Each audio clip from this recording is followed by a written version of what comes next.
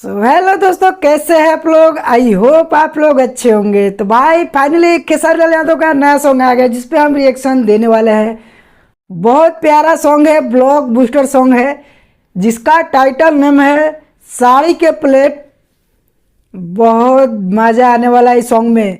तो भाई बिना टाइम वेस्ट किए वीडियो को स्टार्ट करते हैं और वीडियो को आप लोग पूरा देखना। और वीडियो अच्छा लगता है तो लाइक और शेयर जरूर करना।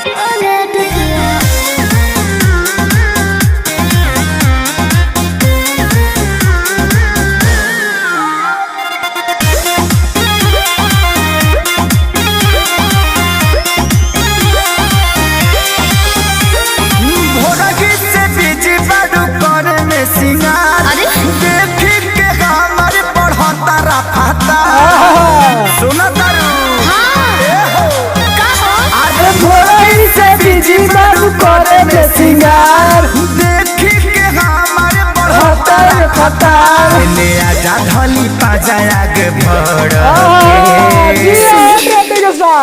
तो होला ना कमरिया में से पलट पिया साड़ी के सारा के अच्छा कुछ देर करे ये पलट पिया साड़ी के सारा के पिन लगा दी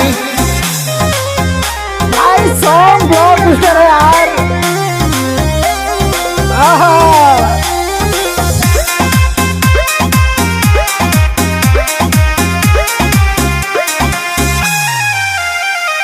चूड़ी बाली पे भेजा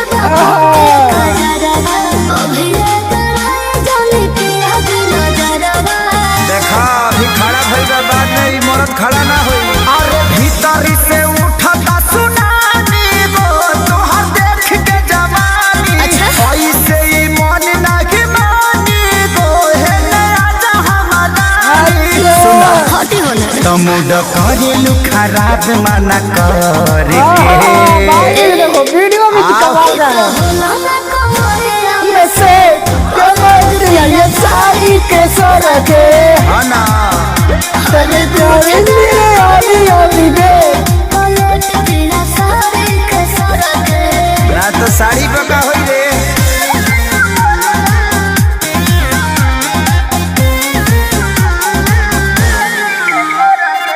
Music by Arya Sharma.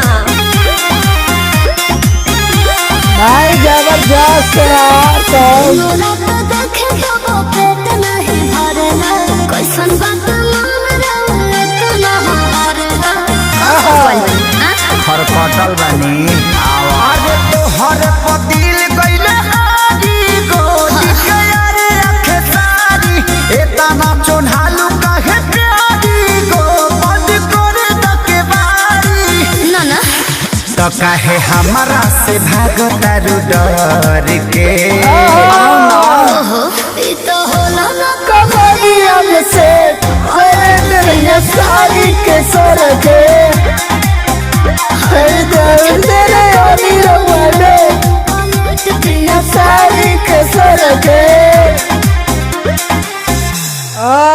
गाना उड़ा दिला तू। ट्रेंडिंग स्टार का गाना है, सच में यार ये गाना ट्रेंड करने वाला है।